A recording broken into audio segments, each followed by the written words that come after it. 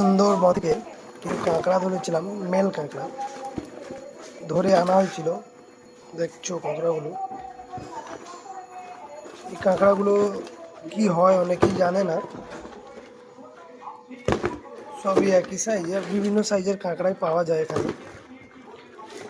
অনেকে কেনার চেষ্টা করে খাওয়ার জন্য, আমাদের এখানে পাওয়া যায়। সত্যি কাঁকড়াগুলো খুবই সুন্দর খেতে, ধরতে খুবই কষ্ট হয়, কারণ এই যদি একবার কামড়ে নেয় কতটা যে ক্ষতি হতে পারে সেটা যারা ধরেছে এবং যারা করেছে তারাই জানে। দেখতেই পাচ্ছ কাঁকড়াগুলো, মেল কাঁকড়া। আরও একটা দেখাই, মেল কাঁকড়া, সবই মেল কাঁকড়া ধরা হয়েছে, দেখছো।